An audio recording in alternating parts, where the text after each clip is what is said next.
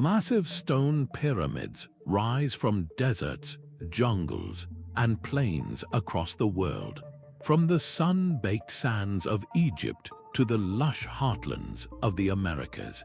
Ancient builders on separate continents all chose this same staggering shape. By the end of this exploration, you will understand the hidden blueprint that connects these monuments. We will investigate why cultures with no known contact built structures with eerily similar alignments to the stars and identical mathematical codes locked in their angles. Are you ready to question everything you thought you knew about our ancient past? The choice of the pyramid form is so widespread it defies simple coincidence.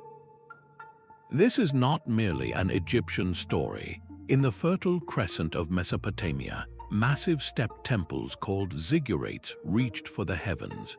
Across the ocean, in the jungles of what is now Guatemala and Mexico, Maya and other cultures constructed towering pyramids crowned with temples. Even in distant China, earthen pyramids mark the landscapes. The shape itself holds a secret to its own popularity. Think of pushing a pile of sand with your hands. It naturally forms a stable slope, with its weight pressing down and out towards a wide, firm base. This is the pyramid's fundamental genius. Ancient engineers, without steel or concrete, discovered that a structure with a broad foundation and a peak directing its mass downwards could achieve incredible heights without collapsing under its own immense weight. It was the most reliable way to build a mountain, but the logic goes far deeper than simple physics. This ascending form, pointing from the solid earth towards the vast, open sky, became a powerful symbol across the globe.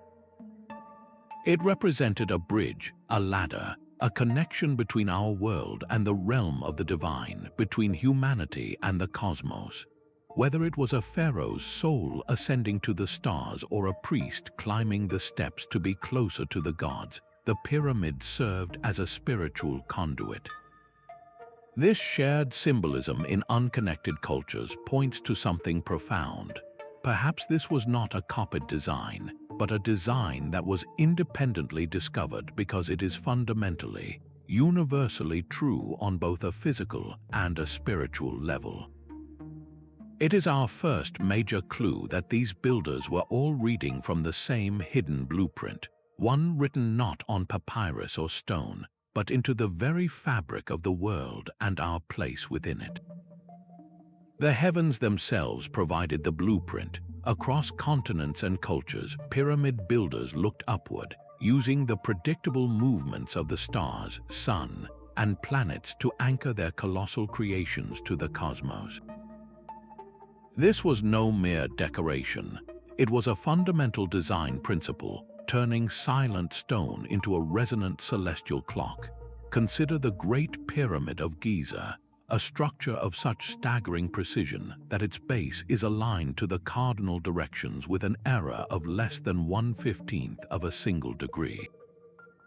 To achieve this, its builders needed an intimate understanding of the Earth's rotation and the fixed points in the night sky, a feat of observational astronomy that still inspires awe. Far across the world, at the city of Teotihuacan in Mexico, the massive Pyramid of the Sun reveals a different kind of celestial conversation. Its main avenue is oriented not to true north, but to the setting point of the Pleiades star cluster, a group of stars deeply significant in Mesoamerican mythology. These precise alignments were not happy accidents. They were the result of generations of sky watching, of tracking cycles that unfolded over lifetimes. The architecture became a physical record of this knowledge. A pyramid's shadow might lengthen to touch a specific marker only on the summer solstice. Its doorway might frame the rising sun only on the spring equinox. These structures served as enormous calendars, marking the seasons essential for agriculture and dictating the timing of sacred ceremonies. So why did cultures separated by vast oceans, with no known contact, all encode this celestial language into their most important monuments? It suggests that the sky was humanity's first shared storybook.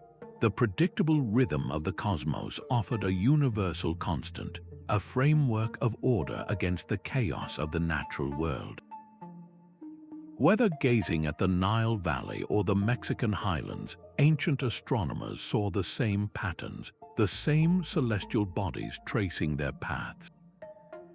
The pyramid was their way of building that eternal order into the very heart of their civilization, a permanent stone prayer to the heavens. Stone itself can whisper the language of mathematics. Beyond their celestial alignments, these ancient structures are encoded with a silent symphony of numbers, ratios, and geometric forms that feel astonishingly ahead of their time. The very dimensions of the Great Pyramid of Giza seem to hold secrets. The ratio of its perimeter to its height, for example, yields a number remarkably close to 2 times pi, the fundamental constant that defines a circle. This mathematical relationship was supposedly not formally understood by Western civilizations for thousands of years. How could its builders have embedded this knowledge into stone? Similarly, the proportions of its inner chambers and outer faces appear to reflect the golden ratio, a special number approximately equal to 1.618. Often found in nature's most beautiful patterns, from the spiral of a seashell to the arrangement of petals on a flower. This was not just an Egyptian phenomenon. Travel to the Pyramid of the Sun at Teotihuacan, and you find its base perimeter is almost exactly equal to the circumference of a circle with a radius equal to the pyramid's height. The same mathematical idea appears across an ocean. In Cambodia, the temple complex of Angkor Wat is laid out with dimensions that mirror cosmic time cycles, its distances echoing the lengths of ancient astronomical ages. These are not vague similarities, they are precise, repeatable geometric codes. Why would these ratios recur? One compelling idea is that these builders were not sharing a secret formula, but were independently discovering the same universal truths. They were observing the natural world and recognizing the inherent stability and harmony in certain shapes and proportions. A triangle, for instance, is the most stable structural form. A specific slope angle might be the most efficient for building high without collapse. These are practical discoveries, but the repetition of the more complex, non-essential ratios like pi and the golden ratios suggests something deeper. It points to a shared human intuition for what is fundamentally harmonious and balanced, a sacred geometry that resonates with the order of the universe itself. The pyramid, then, becomes more than a tomb or a temple. It is a three-dimensional expression of a universal mathematical truth, a permanent monument to humanity's dawning understanding of a cosmos built not on chaos, but on number and law. The stones they chose speak a universal language of engineering. From the quarries of Egypt to the volcanic highlands of the Americas, builders selected materials with an almost intuitive understanding of stability and permanence.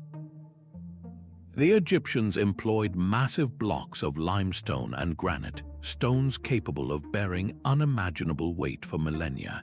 In Mesoamerica, cultures turned to the land itself, using volcanic rock and a sophisticated lime plaster that hardened into a shell as durable as the stone it covered. And in China, enormous pyramids were shaped not from cut stone, but from earth, carefully compacted layer by layer into a form that has withstood the passage of centuries. Each culture used what was locally available, yet each choice was perfectly suited to the pyramid's unique structural demands. How did they move these colossal weights? The solutions they developed, entirely separate from one another, are strikingly similar. In Egypt, wall paintings depict workers pouring water before wooden sleds to reduce friction, dragging multi-ton blocks across the desert. In the Americas, the use of rollers, likely made from felled trees, is a compelling theory for how stones traveled from distant quarries, and almost universally, the concept of the ramp appears. Whether a grand, straight incline or a spiraling roadway encircling the rising structure, the ramp was the fundamental tool for lifting stone into the sky. This convergence is breathtaking. It shows human minds facing the same physical obstacle of gravity and mass, arriving at nearly identical answers. This parallel innovation forces a profound question upon us. Was this a case of cultural exchange across oceans we never knew existed? Or does it point to something even more fundamental about human ingenuity? When presented with the same basic problem, how to build a mountain that touches the heavens, did isolated cultures simply follow the same logical steps? They needed strong local materials. They needed a way to move them. They needed a way to lift them. The solutions, it seems, were written into the problem itself. This shared engineering logic suggests that the pyramid is not just a shape, but a testament to a universal human instinct to overcome, to build, and to reach for permanence using the tools and the intellect available. The real connection between these builders may not be a shared blueprint, but a shared mind. But beyond their mathematical codes and celestial alignments, these structures carried a deeper, more profound purpose. They were not merely buildings, they were entire cosmologies carved in stone, physical maps of a culture's understanding of the universe and humanity's place within it. The very form of the pyramid served as a universal symbol for the sacred mountain, a concept found in creation myths across the globe. This was the axis of the world, the point where heaven and earth met. In Mesopotamia, the great ziggurats were explicitly called the foundation of heaven and earth.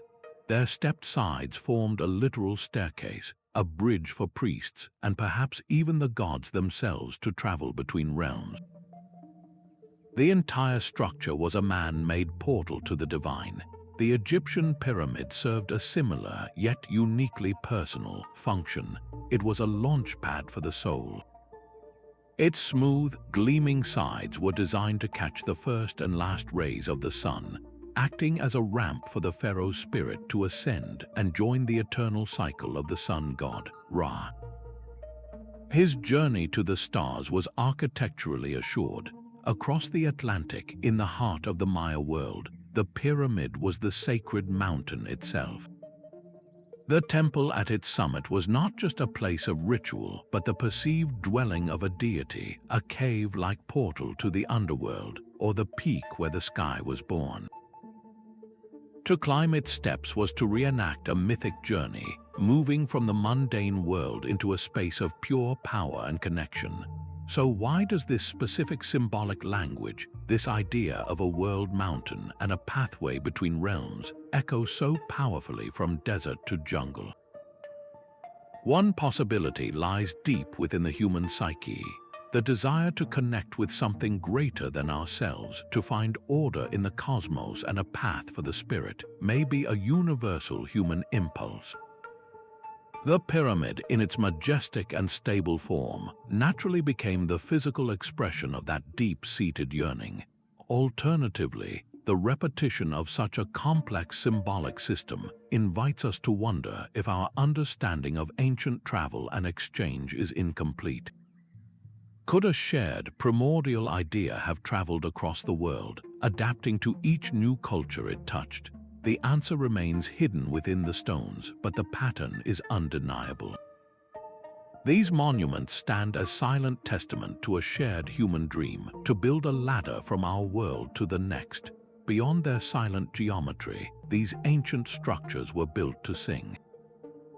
Recent discoveries have uncovered a hidden layer of design logic, one that deals not with sight but with sound. Deep within the Great Pyramid of Giza, the king's chamber and its granite sarcophagus have been found to resonate at specific, low frequencies. These are not random echoes. They are precise sonic signatures that would have filled the space with a powerful, vibrating hum, a physical sensation that could alter a person's state of awareness and deepen the intensity of any ritual performed there. This was not an accident, it was sonic engineering. Far across the world, a different kind of acoustic magic was at work. On the great stairway of the Pyramid of Kukulkan at Chichen Itza, a simple hand clap does something extraordinary.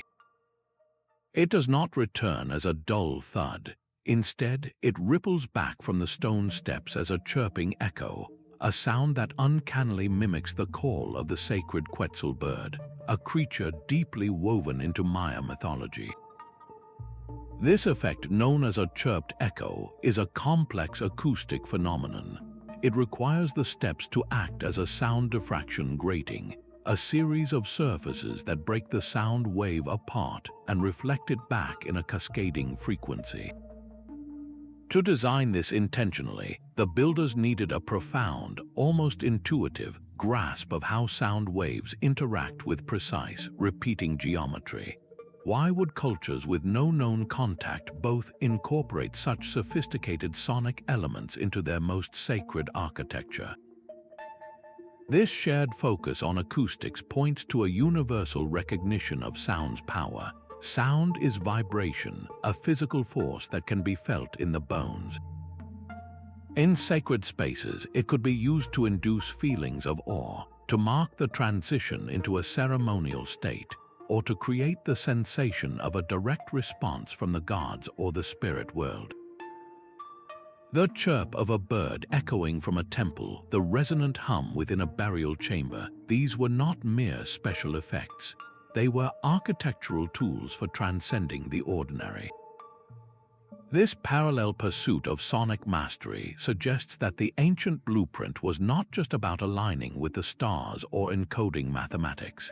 It was about creating a full sensory experience, using every tool available, including the invisible energy of sound, to build a bridge between the human and the divine. The stones themselves were engineered to channel a force far more fluid than sound. Beneath the sun-scorched surface of the Giza Plateau, a hidden network of underground channels and containment systems reveals a mastery over another fundamental element: water. While we picture these monuments rising from a dry desert, their construction and symbolic life were deeply intertwined with the control of water. The immense workforce needed a constant, reliable supply, and the structures themselves required protection from the rare but devastating flash floods. This was not simple ditch digging. It was precise hydraulic engineering, a system designed to collect, channel, and store water on a massive scale. Half a world away, in the rain-drenched jungles of the Americas, this same principle appears in a different form. The pyramids of Teotihuacan and the Maya world were integrated with complex drainage networks, intricate canals, and ritual pools. At the Temple of the Inscriptions in Palenque, an elaborate underground water channel runs directly beneath the pyramid's central tomb, a feature that scholars believe symbolized the ruler's journey through the underworld, which was often depicted as a watery realm.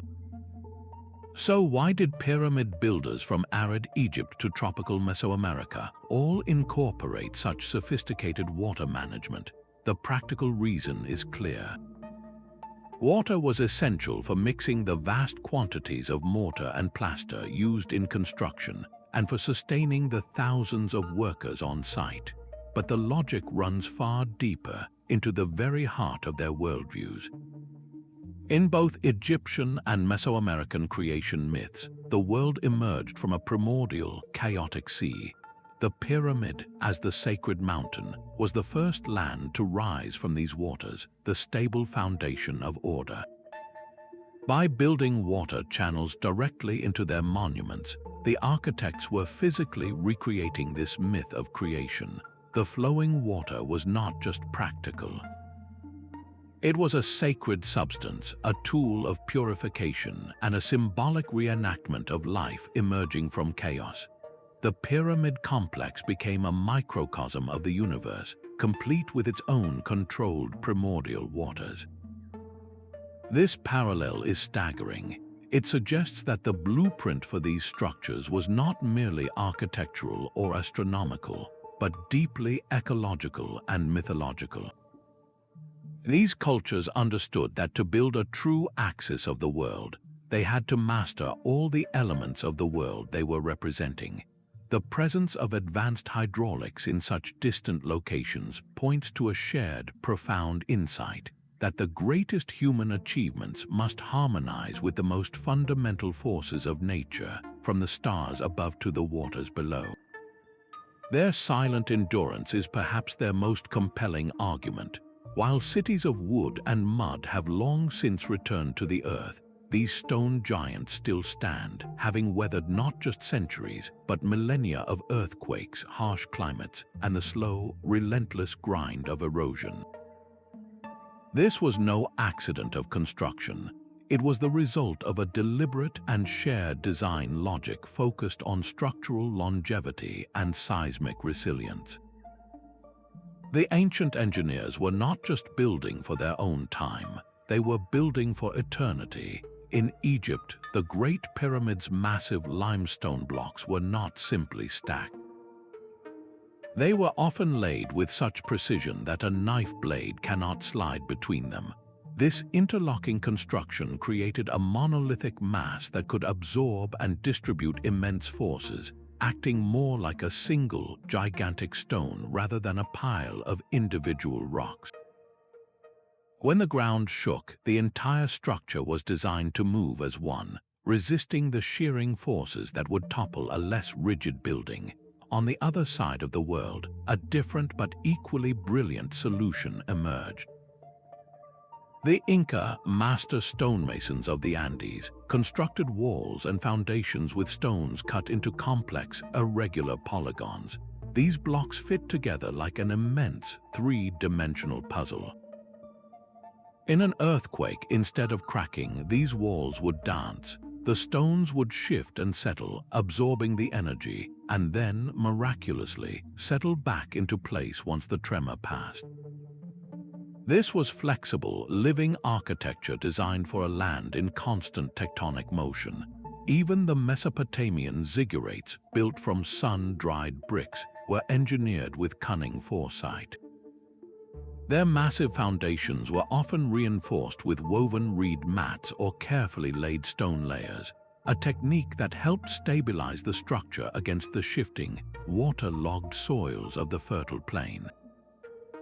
They understood that a monument's greatest weakness often lay not in its walls, but in what lay beneath them. So why did cultures with no shared engineering textbooks all arrive at these profound principles of durability? The answer may lie not in a shared blueprint, but in a shared intention. These were not ordinary buildings. They were eternal monuments designed to carry a culture's legacy, its connection to the gods, and its understanding of the cosmos across countless generations. They were built to be permanent libraries of stone, safeguarding their sacred knowledge against the certain decay of time. In an age without digital storage, architecture itself became the hard drive, and its resilience was the ultimate encryption. The fact that these structures still whisper their secrets to us today is a testament to their success. They stand as a silent challenge, asking us what we are building now that will endure for the next 5,000 years. These architectural giants rarely stood alone. They were the beating hearts of entire cities, the central nodes in vast, precisely planned ceremonial landscapes. The true genius of their design extends far beyond the pyramid's individual walls, reaching out to connect with every temple, plaza, and avenue around it. The Giza Plateau offers a stunning example. The three main pyramids are not placed randomly. Their arrangement on the desert floor is a deliberate mirror of the three stars that form Orion's belt in the night sky. This was not just a symbolic gesture. It was a massive act of terrestrial astronomy, bringing the cosmos down to Earth and anchoring it in stone. every structure in the complex, from the Great Sphinx to the valley temples, was positioned according to this grand celestial map. A similar, breathtaking logic unfolds along the Avenue of the Dead at Teotihuacan. This wide, central artery does not run on a simple north-south axis. Instead, it is oriented precisely 15.5 degrees east of north, an alignment that tracks the setting of the Pleiades and connects the pyramid of the Sun and the pyramid of the Moon in a single, unified geometric and astronomical plan. The entire city was a physical model of the universe, with its pyramids serving as the sacred mountains that gave the cosmic map its form and focus. So why did cultures on opposite sides of the world both choose to embed their greatest monuments within such intricate, large-scale designs? This practice points to a shared principle of sacred geography. For these builders, the landscape itself was alive with meaning. A city was not just a place for people to live. It was a conduit for cosmic energy, a machine for maintaining harmony between the human world and the divine order. By carefully aligning their pyramids with other structures and with the paths of celestial bodies, they were tuning their entire civilization to the frequency of the universe. The pyramid was the central processor in this vast network, the point where all the sacred lines of force converged. This consistent approach to spatial organization suggests that the ancient blueprint was not just for a building, but for an entire world, a perfect microcosm where every street and stone had its designated place in the grand cosmic scheme. The silent stones could never have risen without the voices of thousands. These colossal projects represent one of humanity's earliest and most profound experiments in large-scale organization. Far from the popular image of endless toil, the construction of these monuments reveals a sophisticated social logic. In ancient Egypt, the workforce was comprised not of legions of forced labor, but of skilled artisans and seasonal workers who arrived when the Nile's floodwaters made farming impossible. They were housed in dedicated barracks, fed from state-run bakeries and breweries producing thousands of loaves of bread and jugs of beer daily, and compensated for their efforts. This was a national project that mobilized the entire society in a rhythmic, seasonal cycle. Across the Atlantic, a similar pattern emerges. The Great Pyramids of Mesoamerica were often built through a system of community labor, where participation was a civic and religious duty.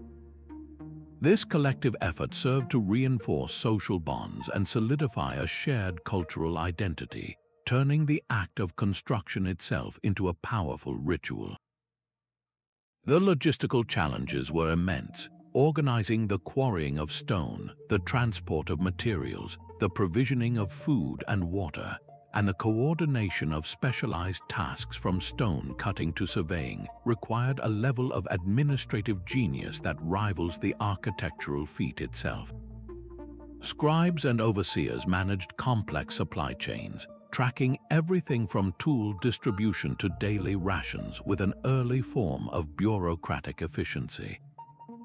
Why did cultures separated by vast distances all develop such similarly complex systems to build their pyramids? This parallel suggests a universal stage in social evolution. When a society reaches a certain level of complexity and shared purpose, it develops the tools not just for physical construction, but for social construction. The pyramid, in this light, is as much a monument to human cooperation as it is to a king or a god. It is the ultimate proof that a unified community, when organized around a common vision, can literally move mountains. This shared blueprint for social organization may be the most enduring legacy these ancient builders left behind, a silent lesson in what humanity can achieve when we work together. The steps themselves were a path to the divine. This vertical journey was the very heart of the pyramid's purpose, a physical enactment of a spiritual idea found across these ancient cultures.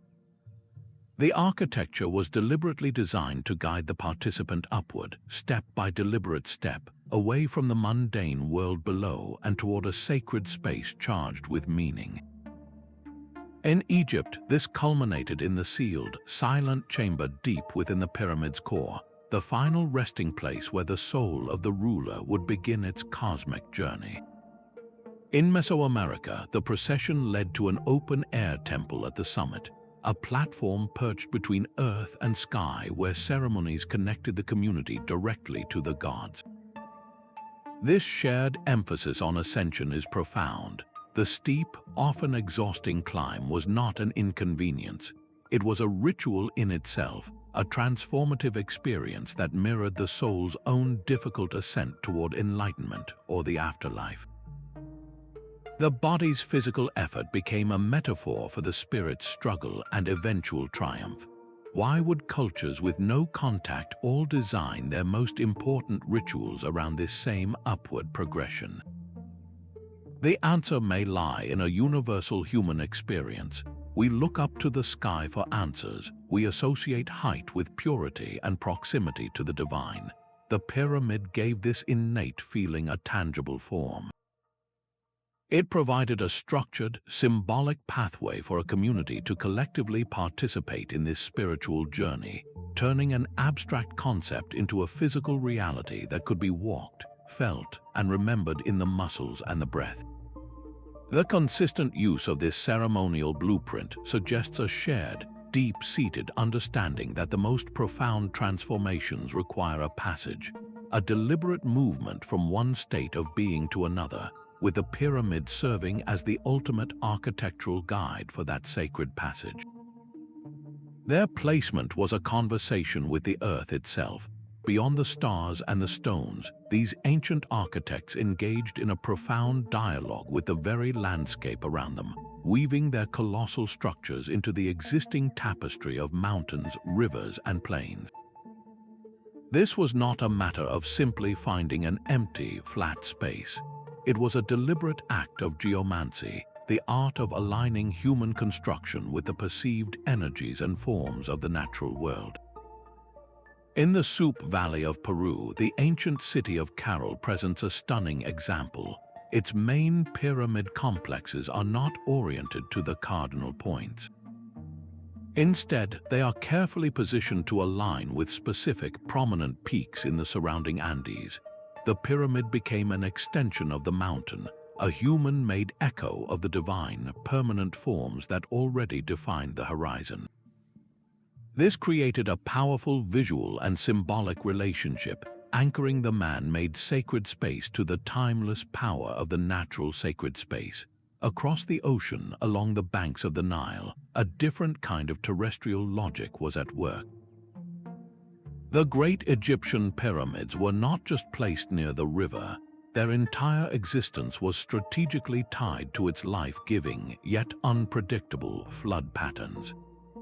The plateau at Giza was chosen precisely because it was a high, stable bench of limestone, safely above the highest floodwaters, yet still intimately connected to the Nile's vital corridor. The river was the highway for transporting stone, the source of water for the workforce, and the symbolic mirror of the celestial Nile in the heavens. The pyramid's placement was a masterstroke of practical and cosmological planning, perfectly situated between the desert of death and the fertile valley of life. So why did cultures from the desert to the highlands both choose to integrate their greatest monuments so deeply with the local terrain? This shared principle suggests a universal worldview that saw the earth not as an inert resource to be conquered, but as a living, breathing partner. A mountain was not just a pile of rock, it was a being, a deity, an axis. A river was not just water, it was the blood of the land, a cyclical force of destruction and renewal. By aligning their pyramids with these features, the builders were tapping into their inherent power. They were seeking to create a place of maximum harmony, where the energies of the human world, the natural world, and the cosmic world could converge and resonate. This consistent practice of sacred geography reveals the final, foundational layer of the global pyramid blueprint, It was not enough to be aligned with the heavens or built with perfect geometry. To be truly eternal, the structure had to be in a state of perfect balance with the living earth upon which it stood. Even the stones they used were governed by a hidden code. Across continents, these monuments were not simply assembled. They were calculated using precise, standardized units of measurement, a kind of ancient blueprint that ensured every block, every chamber, and every angle conformed to a grand, proportional design. The builders were working with a mathematical language that gave order to chaos. In Egypt, the royal cubit was the fundamental rule. This was not a rough estimate. It was a standardized length, approximately equal to 20.6 inches, meticulously divided into 7 palms and 28 digits. The entire layout of the Great Pyramid, from the length of its base to the dimensions of its inner passages, can be expressed in whole numbers or simple fractions of this cubit. This was not just for convenience. It was a system of modular construction where complex designs could be broken down into repeatable, manageable units, allowing thousands of workers to contribute to a single, harmonious whole. Far across the world, a similar logic was at play. In Mesoamerica, researchers have identified a potential standard unit now called the Teotihuacan unit, or TMU, approximately 57.3 meters, which appears to govern the staggering proportions of the entire city, including the base dimensions of its pyramids. The Pyramid of the Sun itself seems to be built on a scale of repeated modules, its tiers and platforms reflecting a consistent ratio. Why would cultures with no shared rulers or tools both develop such sophisticated metrological systems? This points to a universal engineering principle. When you are building something of immense scale and importance, guesswork is not an option. You need a shared language of measurement that every artisan and laborer understands. But the logic goes deeper than simple consistency. These proportional systems often encoded sacred numbers. The Egyptians might design a chamber's length and width to reflect a ratio significant to their mythology, while the Maya might build a pyramid with a number of steps that corresponded to a key day in their calendar. The structure itself became a physical repository of this numerical knowledge, its very dimensions a permanent record of what the culture held as cosmically important. This widespread use of proportional scaling suggests that the ancient blueprint was not just about shape and alignment, but about harmony. It was about creating a structure whose parts were in perfect mathematical relationship with each other and with the universe they sought to represent. The pyramid was not just built, it was composed like a symphony written in stone. The Giza Plateau stands as the ultimate expression of this ancient architectural logic. Here, the Great Pyramid transforms from a mere monument into a machine of breathtaking precision. Its 4 sides are oriented to the cardinal directions with an error margin of less than 1/15th of a single degree. To put that in perspective, that is a finer alignment than many modern structures can claim. The builders did not simply eyeball north. They achieved this through meticulous celestial observation, likely tracking the circular path of a single star around the pole for an entire night to find true north. This was not just symbolic accuracy. It was a foundational act of engineering, creating a perfectly square base from which the entire colossal structure could rise without twisting out of true. But the precision goes far deeper than alignment. The pyramid's very dimensions hum with mathematical intent. The ratio of its perimeter to its original height is remarkably close to 2 times pi, the constant that defines a circle's circumference. How could a culture without advanced symbolic mathematics embed such a complex relationship into stone? Some researchers point to a simple, brilliant method. They suggest the builders may have used a rolling drum to measure distances, where 1 full revolution of the drum equaled a specific unit of length. This practical tool, in effect, would have baked the constant of pi directly into their construction process, turning a profound mathematical truth into a simple, repeatable physical action. The internal design continues this celestial conversation. The so-called air shafts leading from the king's chamber are not for ventilation. They are precisely angled tunnels, one aimed directly at the constellation of Orion, associated with the god Osiris, and the other targeting the pole star of that era. These were not just symbolic pointers, they were spiritual passageways engineered to channel the soul of the ruler directly to its cosmic destination. Even the construction methods defy easy explanation. The theory of a massive, straight external ramp has been largely set aside. The scale would be unimaginable. Instead, evidence now points to a system of internal, spiraling ramps, a corkscrew roadway hidden within the growing structure itself. This allowed workers to haul multi-ton blocks upward, while the pyramid's own mass provided the supporting walls for their path. The stone cutting itself was a masterclass in material science. Workers used copper saws with abrasive sand to slice through granite, a rock harder than the metal of their tools. They understood that the sand's quartz crystals did the actual cutting, using the soft copper merely as a carrier for a harder substance. This was not brute force. It was applied intelligence of the highest order. Each block was not a random piece of rock. It was a precision component in the world's largest three-dimensional puzzle, engineered to interlock and distribute weight for millennia. This was not just building, it was a form of high science, a project that seamlessly wove together astronomy, mathematics, and physics into a single, silent, and enduring testament to human genius. While the Giza Plateau speaks the language of perfect angles and eternal tombs, the ancient city of Teotihuacan in Mexico hums with a different kind of energy. Here, the Pyramid of the Sun does not point to a single star, but engages in a dynamic dance with our own star.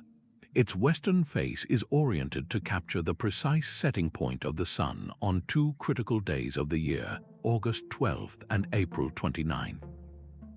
These were not arbitrary dates. They marked the beginning and the end of the agricultural cycle in the Mesoamerican calendar, dividing the year into two perfect halves of 260 days each. This was a pyramid built as a colossal agricultural clock, its very presence governing the rhythm of planting and harvest for the entire city. But the celestial conversation did not stop at one pyramid. The entire urban plan was a mirror of the cosmos. The central avenue of the dead runs not true north, but aligns with the setting point of the Pleiades star cluster, a group of stars revered as a divine gathering. The Pyramid of the Moon at the avenue's northern end completes this grand design, its placement creating a visual harmony with the sacred Cerro Gordo mountain behind it, blending the man-made and the natural into a single sacred landscape. Unlike their sealed Egyptian counterparts, these pyramids were not final resting places. They were vibrant stages for public life, massive platforms crowned with temples where priests performed ceremonies in full view of the people below. This is where the unique talud table row style comes into play. Each tier of the pyramid consists of a sloped base, the talud, supporting a vertical panel, the table row. This alternating pattern of slope and rectangle is more than just decoration. It creates a powerful, rhythmic visual effect, a series of ascending frames that draws the eye upward toward the temple at the summit. It is a staircase for the gaze, guiding the community's collective focus from the earthly plane to the realm of the gods. The fact that this distinct style, serving a communal and ceremonial purpose, still echoes the same core principles of celestial alignment and sacred geometry found in Egypt is what makes the pattern so compelling. It proves that the universal blueprint was not a set of rigid instructions, but a flexible set of principles. Whether for a solitary soul's journey to the stars or for an entire city's communion with the cycles of the sun, the pyramid form provided the perfect architectural answer. Far from the deserts of Egypt, the pyramid concept took root in the fertile river valleys of China.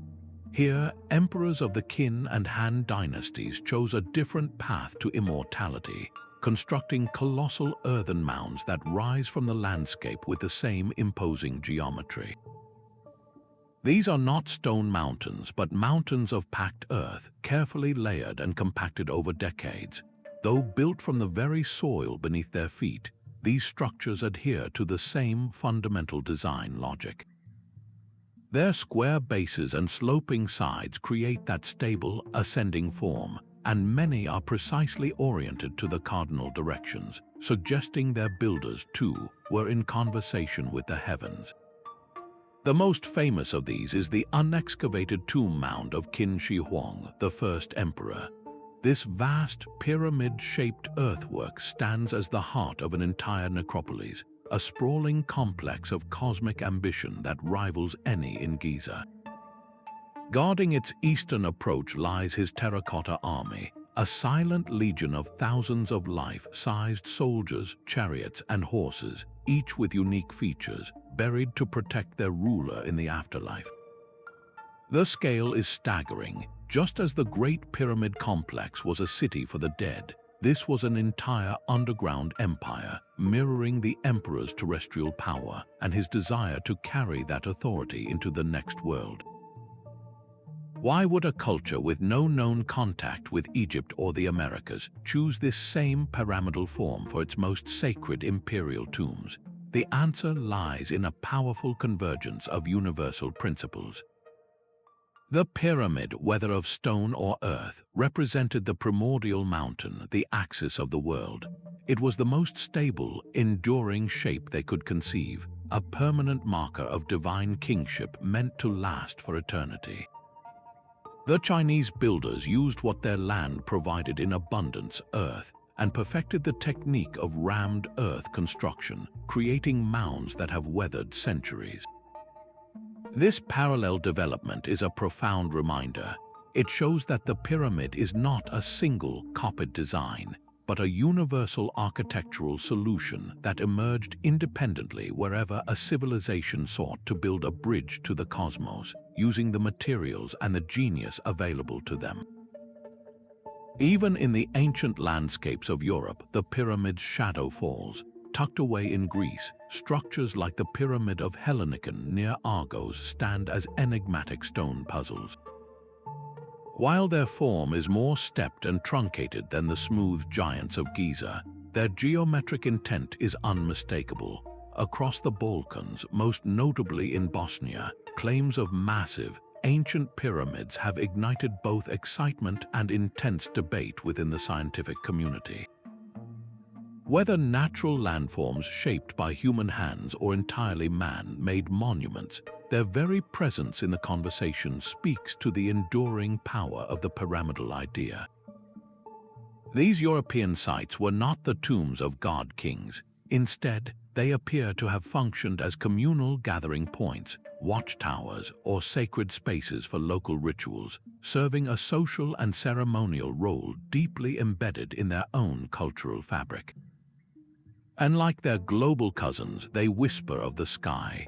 The orientation of the Helicon pyramid, for instance, is aligned with the sunrise on specific significant dates, suggesting its builders also look to the heavens to anchor their work in cosmic time. This scattering of pyramidal forms across the Mediterranean presents a fascinating puzzle. Were these the result of cultural diffusion, a slow trickle of architectural ideas carried by traders and travelers across the ancient world? Or do they represent yet another independent chapter in humanity's story, a separate group of builders arriving at the same logical solution for a stable, symbolically potent structure?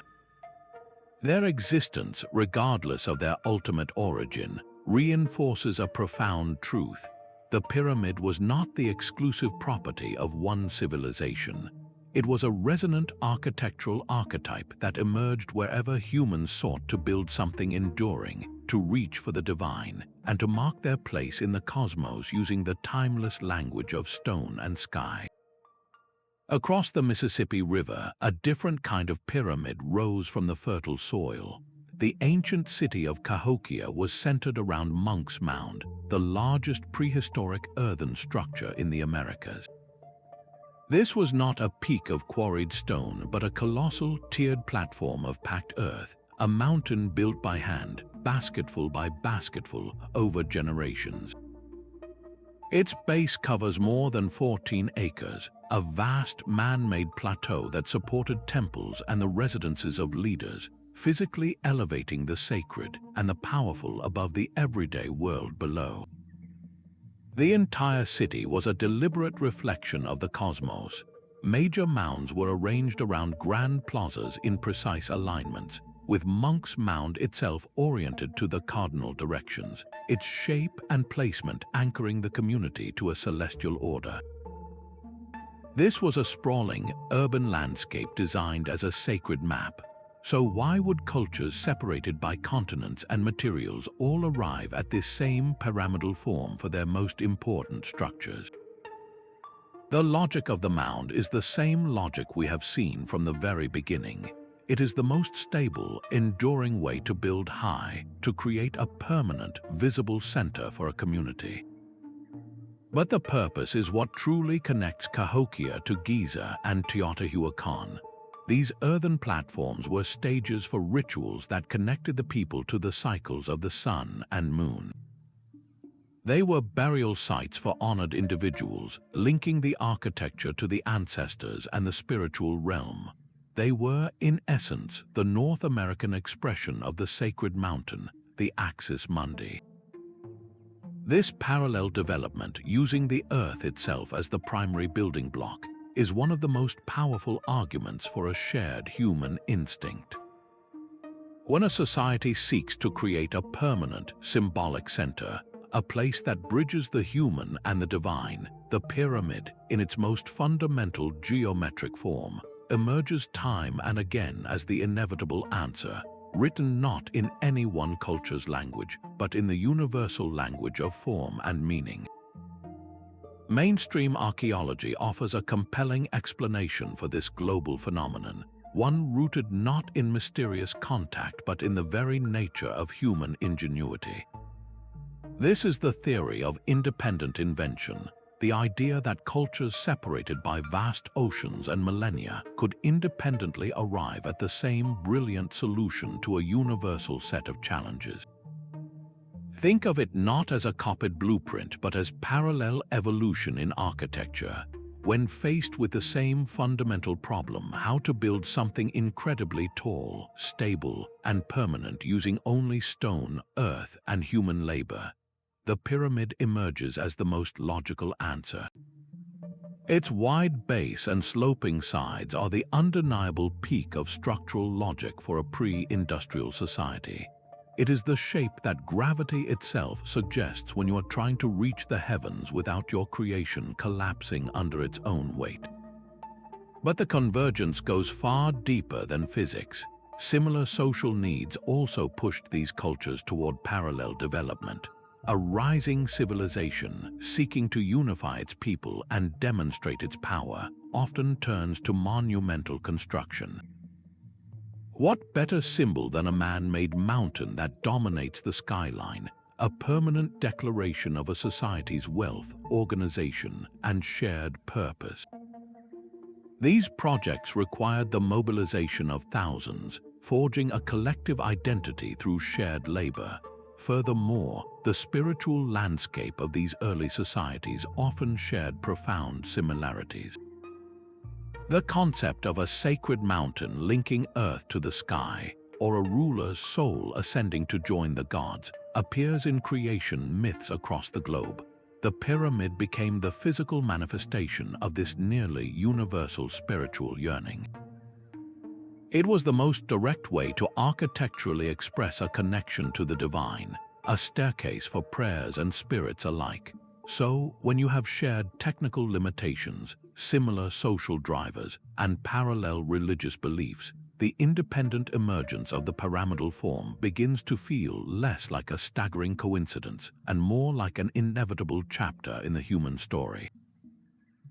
This theory suggests that the blueprint was not written on papyrus or carried by travelers. It was encoded into the fundamental challenges of early civilization itself, waiting to be discovered by any culture that reached a certain level of ambition and understanding. Yet another compelling theory weaves a different kind of connection across these vast waters. This is the diffusionist perspective, a school of thought proposing that the startling similarities between pyramids are not a product of independent genius, but of shared knowledge carried across the oceans by ancient seafaring cultures long before the age of Columbus. Imagine for a moment a Phoenician trading vessel or a Polynesian outrigger canoe, its crew carrying not just goods but ideas. Proponents of this theory point to the specific, non-essential details that go beyond simple structural necessity. Why do we see the same precise astronomical alignments, not just to the cardinal directions, but to specific star clusters like the Pleiades, in both the deserts of Egypt and the highlands of Mexico? They argue that the consistent use of complex mathematical ratios like the golden ratio or pi, embedded in structures separated by continents, points to a shared mathematical language, a blueprint that was transferred, not independently discovered each time. The symbolic parallels are equally striking. The universal concept of the pyramid as a world mountain, an axis linking Earth to the heavens, and its frequent association with water symbolism and creation myths, feels to them like a coherent philosophical package that was carried and adapted by different peoples. This idea is without question controversial. Mainstream archaeology questions the hard evidence for such pre-Columbian voyages on a scale that would facilitate this level of cultural transfer. The conventional timeline of human history, built on decades of excavation and carbon dating, does not easily accommodate such intercontinental contact. Yet the diffusionist theory persists because it asks a powerful and necessary question. It challenges us to reconsider the capabilities of our ancestors, to wonder if the oceans were truly the impenetrable barriers we assume them to be. Could there have been a lost chapter of exploration, a forgotten network of exchange that connected the ancient world? This is not necessarily a story of one superior culture teaching others, but one of mutual exchange where ideas about the cosmos, engineering, and the divine were the most precious cargo of all, seeding a common architectural vision across the globe.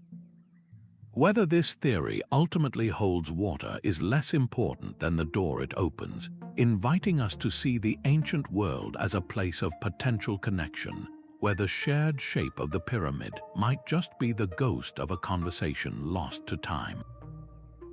Perhaps the deepest blueprint lies not in the stars or the soil, but within the human mind itself.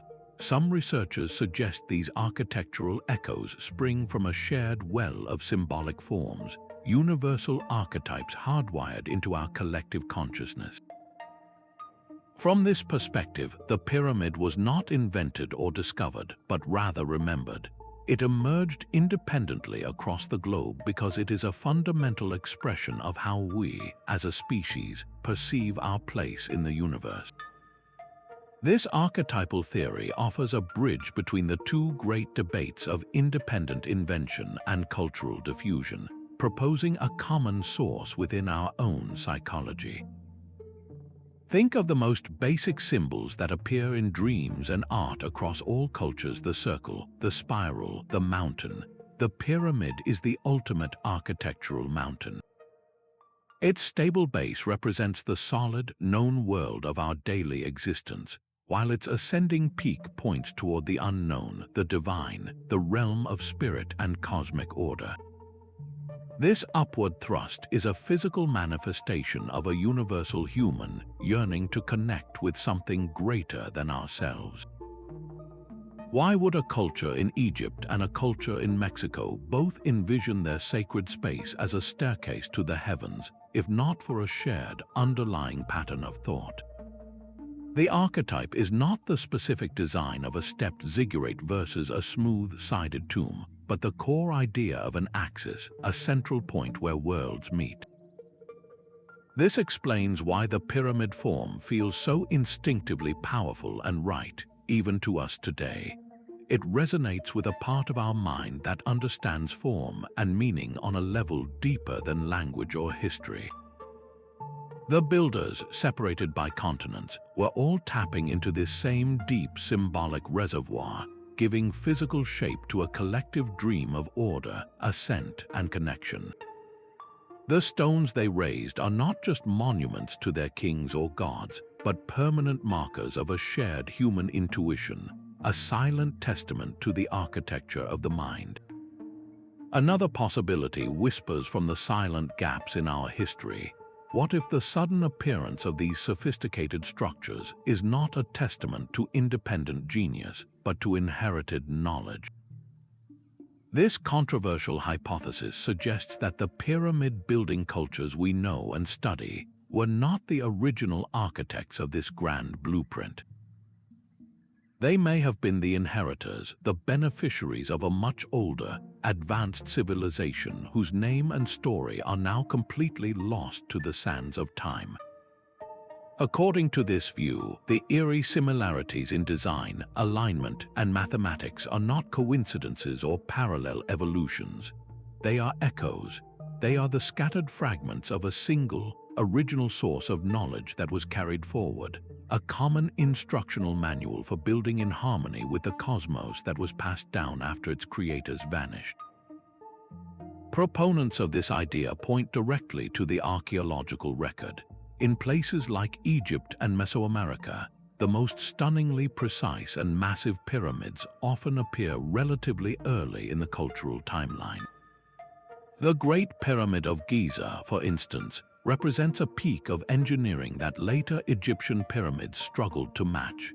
This sudden flowering of near-perfect celestial alignment and structural innovation, without a long, clear trail of developmental prototypes, raises a profound question. Could this knowledge have been fully formed when it arrived? The hypothesis does not necessarily involve sunken continents or alien visitors, but rather a very human, yet completely unknown predecessor culture. This would be a sophisticated society, possibly dating back to the last ice age, that mastered astronomy, geometry, and large-scale construction. Then, perhaps due to a great natural event or other widespread change, their civilization receded, but their knowledge did not entirely disappear. It survived, carried by survivors or preserved in fragments, and was later adopted and adapted by the emerging cultures we now credit with these wonders. The pyramids, then, would not be independent inventions, but shared heirlooms from a common teacher whose identity we have yet to uncover.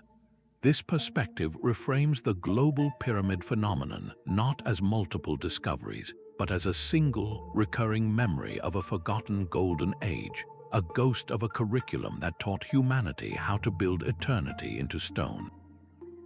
The stones themselves tell a story of engineering choices.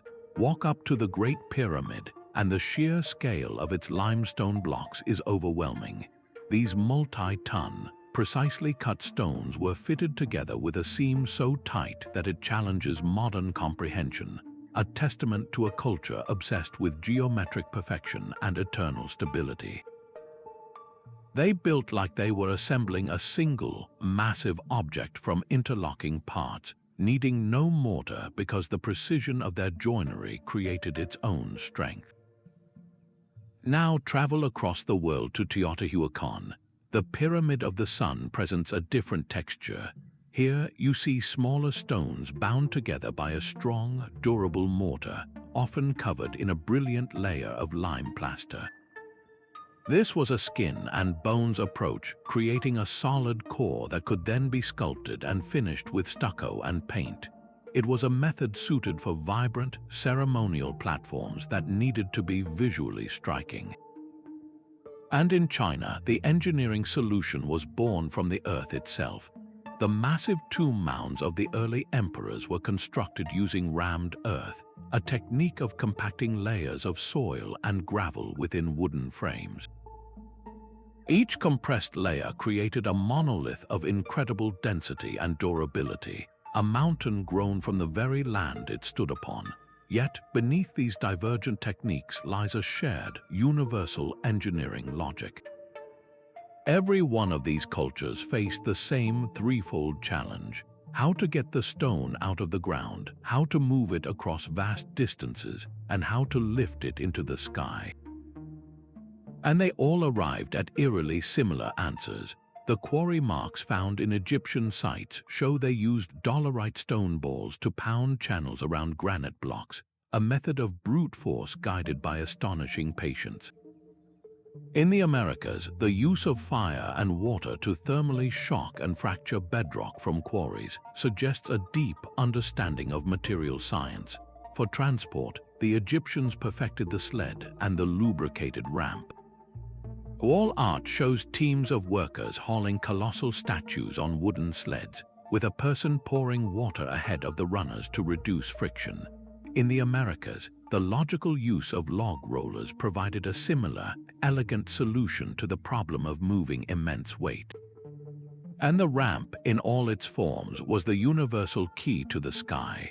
Whether it was a single, colossal straight incline, a spiraling roadway clinging to the pyramid's rising face, or a complex system of internal ramps, this simple machine was the indispensable tool that turned human and animal muscle into vertical momentum. This convergence is not a mystery of shared blueprints, but a breathtaking display of parallel problem solving.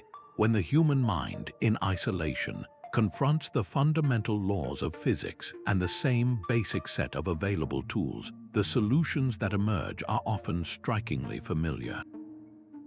The real connection between these builders was not a shared instruction manual, but a shared and brilliant intellect. The sky above Egypt and the sky above Mexico told the same story, and both cultures built their greatest monuments to read from its pages. When we map the precise astronomical alignments of pyramids across the globe, a stunning celestial blueprint comes into focus, one that transcends local mythologies and calendar systems. In Egypt, the Great Pyramid's shafts pointed directly to the stars of Orion and the Pole Star, creating a cosmic address for the pharaoh's soul. At the same time, on the other side of the world, the entire city of Teotihuacan was laid out to track the setting of the Pleiades, a star cluster revered as a divine council. These are not isolated examples. From the solstice-aligned platforms of Mesoamerica that marked the turning of the seasons for farmers, to the pyramids of ancient China that honored the celestial north, the same fundamental bodies were being watched and worshipped. The sun's journey on the longest and shortest days, the cyclical dance of planets, and the fixed positions of key stars all became architectural anchors. Why would cultures with entirely different names for their gods and different stories of creation all choose to build their pyramids as permanent stone telescopes aimed at the same points in the heavens? This consistency in celestial targeting presents us with a profound puzzle. One possibility is that this was independent discovery on a grand scale. The sun, after all, is the most reliable clock we have. Its solstice points are undeniable markers of time, essential for any agricultural society. The predictable movements of bright stars like Sirius, whose heliacal rising heralded the Nile's flood in Egypt, would have been observed by any culture dedicated to sky watching. In this view, the alignment is a universal response to the same undeniable celestial rhythms, a case of different cultures reading the same open book of the sky and arriving at the same architectural conclusion. Yet, the specificity is sometimes hard to ignore. The repeated focus on the Pleiades, for instance, in both the Mediterranean and the Americas, goes beyond simple necessity. It points to a shared recognition of its symbolic or calendrical importance. This astronomical commonality forms one of the strongest arguments for some form of deep, ancient connection. Whether through forgotten voyages that carried star lore across oceans, or a shared, primordial understanding of the cosmos, the stones themselves seem to be whispering of a time when humanity's gaze was united, looking up at the same guiding lights and building their wonders in a silent, global conversation with the stars. Stone itself can whisper the language of mathematics. Beyond their celestial alignments, these ancient structures are encoded with a silent symphony of numbers, ratios, and geometric forms that feel astonishingly ahead of their time. The very dimensions of the Great Pyramid of Giza seem to hold secrets. The ratio of its perimeter to its height, for example, yields a number remarkably close to 2 times pi, the fundamental constant that defines a circle. This mathematical relationship was supposedly not formally understood by Western civilizations for thousands of years. How could its builders have embedded this knowledge into stone? Similarly, the proportions of its inner chambers and outer faces appear to reflect the golden ratio, a special number approximately equal to 1.618. Often found in nature's most beautiful patterns, from the spiral of a seashell to the arrangement of petals on a flower. This was not just an Egyptian phenomenon. Travel to the Pyramid of the Sun at Teotihuacan, and you find its base perimeter is almost exactly equal to the circumference of a circle with a radius equal to the pyramid's height.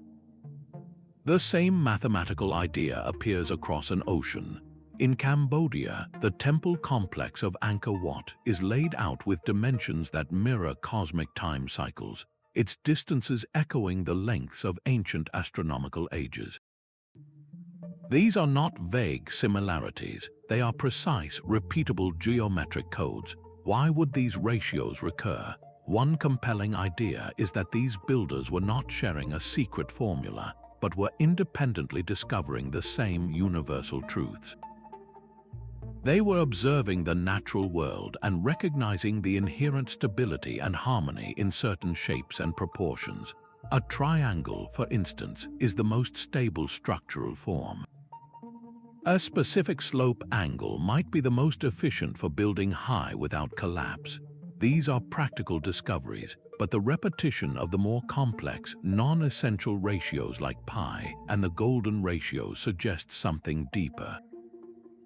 It points to a shared human intuition for what is fundamentally harmonious and balanced, a sacred geometry that resonates with the order of the universe itself.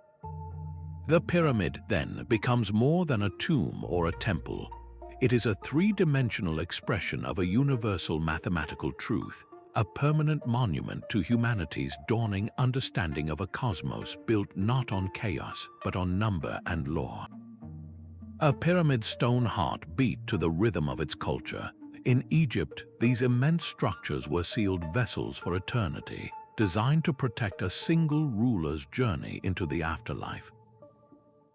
The entire focus was inward, toward a hidden chamber where the physical remains of the pharaoh would rest, surrounded by everything needed for the soul's cosmic voyage.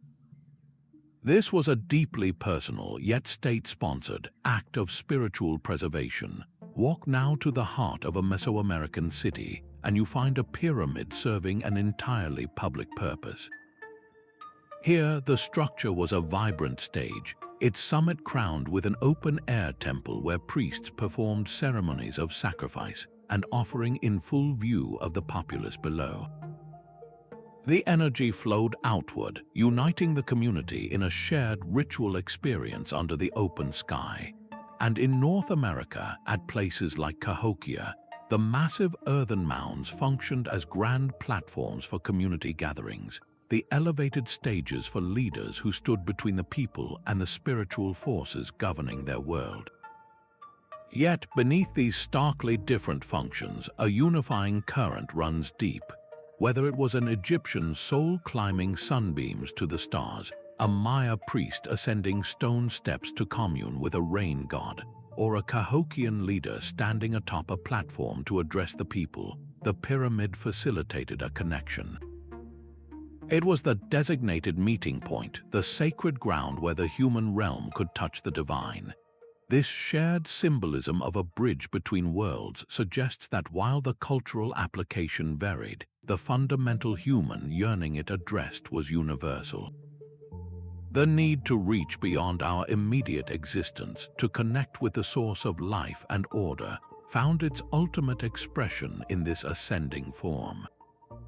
This spiritual commonality was mirrored by a social one.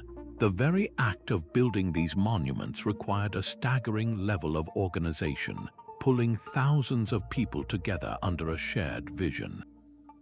In Egypt, this meant mobilizing a seasonal workforce during the Nile's flood, a project that reinforced the pharaoh's divine authority and the state's logistical power. In the Americas, communal labor on a pyramid was often a civic and religious duty, a practice that strengthened social bonds and solidified a collective identity. The pyramid, therefore, was more than just a building. It was a social engine. Its construction forged a sense of common purpose, transforming a diverse population into a unified civilization. The finished structure then stood as a permanent reminder of that unity, a symbol of what the community could achieve when every hand worked toward a single celestial goal. So while one culture used it as a private tomb and another as a public temple, both were, in their own way, building the same thing, a ladder for the human spirit and a foundation for their society. These silent stone puzzles are finally beginning to speak, thanks to the quiet hum of modern machines. Where traditional archaeology could only speculate, new technologies are providing hard data, revealing hidden patterns in the ancient blueprint that were once invisible to the naked eye. From high above, LiDAR scanners peer through dense jungle canopies, painting a digital picture of the ground below. This laser mapping has uncovered entire lost cities surrounding known pyramids, revealing that these monuments were not isolated wonders, but the central nodes in vast, precisely planned urban grids. We can now see how ceremonial avenues connected multiple pyramids in alignments that stretch for miles, proving their placement was part of a single, grand cosmic design. Meanwhile, muon tomography acts as a cosmic X-ray. These subatomic particles, born in the upper atmosphere, pass effortlessly through solid rock. By placing detectors inside known chambers, scientists can track how many muons pass through, creating a density map of the entire structure. This is how, in 2017, a large, previously unknown void was discovered deep within the Great Pyramid of Giza, a hidden space that had eluded detection for 45 centuries. It suggests there are still secrets waiting in the heart of these ancient giants, chambers and passages whose purpose we can only guess. On a smaller scale, ground-penetrating radar sends pulses into the earth, listening for the echo that reveals what lies beneath. This technology has mapped elaborate foundation systems, undiscovered burial crypts, and complex hydraulic channels running underneath pyramid bases, confirming that their mastery extended deep into the earth they stood upon. Even from orbit, satellite imagery analyzes minute variations in vegetation and soil moisture to detect the ghostly footprints of ancient structures, showing us that a lone pyramid was often just the most prominent feature in a sprawling sacred landscape. This flood of new evidence is doing more than just adding details. It is providing an objective, global dataset that allows us to compare pyramids across continents with unprecedented precision. We can now measure their alignments to the stars down to a fraction of a degree, compare the exact proportions of their internal chambers, and analyze the geological sources of their stones. This hard data may finally allow us to answer the ultimate question. Are the stunning similarities we see the result of a shared, forgotten connection, or simply the brilliant, independent conclusion of human minds facing the same universal challenges? The stones are no longer silent. They are whispering their truths, and for the first time we have the tools to listen. Our journey ends where it began, standing before these silent stone giants scattered across the globe. We have traced the threads of their design, a logic woven from celestial alignment, mathematical harmony, and a shared yearning to touch the heavens. From the desert to the jungle, the same blueprint appears, yet the master builders signed their work with unique cultural signatures. The Egyptians sealed their pyramids as eternal vessels for a solitary soul's cosmic voyage. The Maya crowned theirs with vibrant temples for public ceremony, uniting the entire community under the open sky. The Chinese shaped mountains from packed earth, creating eternal resting places guarded by legions of terracotta soldiers. Each culture answered the same fundamental call, but in its own distinct voice. So what are we to make of this global echo? Was this a chorus of independent genius, human minds in isolation arriving at the same brilliant solution to the universal challenges of stability, permanence, and spiritual expression? Or does the precise repetition of non-essential details, like the alignment to specific star clusters and the embedding of complex mathematical ratios, hint at a forgotten conversation across the oceans? Perhaps the blueprint was not carried on papyrus or stone, but was etched into the human psyche itself, an archetypal form of the sacred mountain that every civilization was destined to build when it reached for the stars. The evidence we have now paints a picture of breathtaking parallel evolution, a convergence of practical engineering, celestial observation, and spiritual need. Yet, with every new scan from a muon detector or laser mapping from the sky, we uncover another hidden chamber, another lost alignment. These discoveries remind us that the story is not finished. The full truth of our ancient past may still be buried, waiting for the right tool, the right question to bring it into the light. The pyramids do not give up their secrets easily. They stand as a permanent invitation to keep wondering, to keep exploring, and to never stop marveling at the profound and mysterious ingenuity of those who came before us. The mystery of these shared blueprints now rests with you. After exploring the celestial alignments, the mathematical codes, and the universal engineering logic, what theory resonates most deeply? Do you believe this is a stunning case of independent invention, where cultures across the globe arrived at the same brilliant solution by following the same logical steps? Or does the evidence point you toward a world of forgotten connections, where ancient seafarers or a lost parent culture spread a foundational architectural idea? The comment section is your space to weigh the evidence and share your perspective.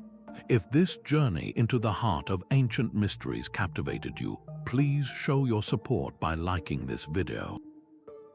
Your engagement helps us continue this important work. Subscribe to the channel and tap the notification bell to join our community of curious minds.